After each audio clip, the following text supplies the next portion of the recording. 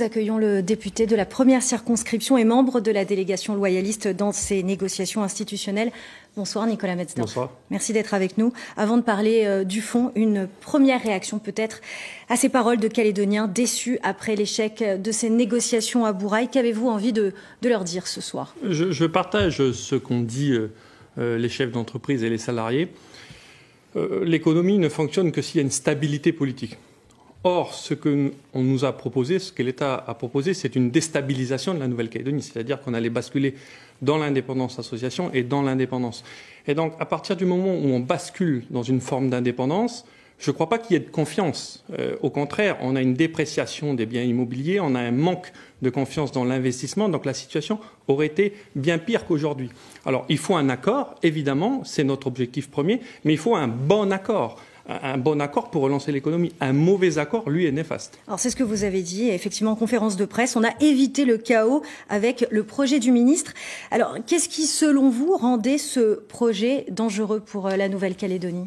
En fait, le ministre, il n'a pas été aussi clair avec les Calédoniens qu'il l'a été avec nous. En fait, l'indépendance association qu'il a proposée, c'est très simple. La Calédonie devient un État indépendant. La France est un État indépendant de son côté. Et vous parlez de souveraineté partagée, pardon, mais c'est la même chose. Oui, c'est des mots pour camoufler le tout. Mais concrètement, ce qui était écrit, c'est ça, c'est le transfert des compétences régaliennes et leur délégation à travers un pacte.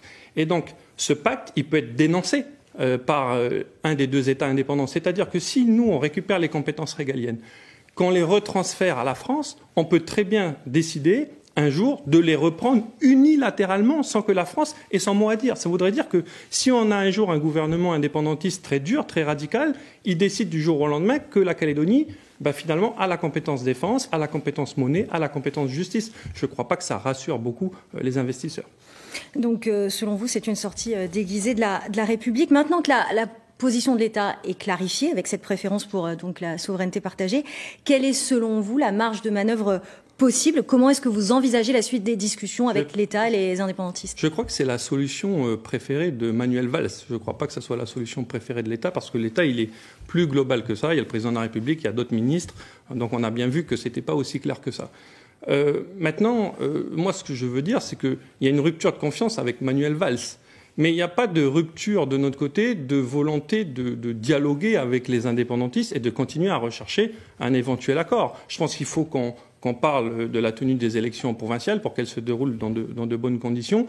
Je trouve que la relation avec les indépendantistes pendant ce conclave de débat ne s'est pas dégradée. Au contraire, donc on a quand même aujourd'hui, nous, eu un souci avec le ministre Valls qui a voulu nous vendre l'indépendance association, mais avec les partenaires indépendantistes, le dialogue est possible. La confiance est rompue avec Manuel Valls. Ça veut dire que vous souhaitez que le président de la République reprenne la main sur le dossier ? C'est pas à moi de parler au nom de l'État, mais il est vrai qu'aujourd'hui, je trouverais difficile qu'après que Manuel Valls ait été aussi clair sur l'indépendance association, qu'on puisse continuer de discuter de ça. Nous, on a toujours été opposés. Le pire, c'est qu'on a toujours été clair sur ce sujet.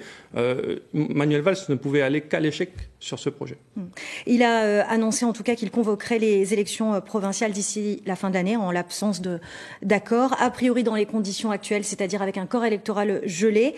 C'est un point de blocage pour vous, puisque vous avez promis d'utiliser, je cite, tous les moyens juridiques et parlementaires pour modifier le texte avant le scrutin. Qu'est-ce que ça signifie?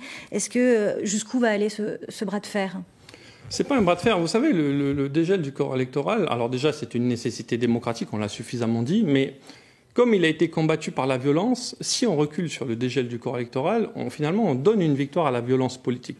Donc l'idée, c'est d'utiliser tous les moyens possibles pour dire qu'il faut un dégel du corps électoral pour ces élections. Notre solution, évidemment, préférée, c'est d'avoir une discussion avec les indépendantistes sur ce sujet.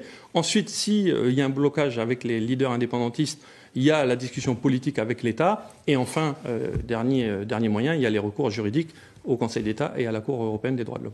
Vous avez aussi appelé à l'unité des non-indépendantistes dans ce contexte. Vous pensez à qui? À Calédonie Ensemble?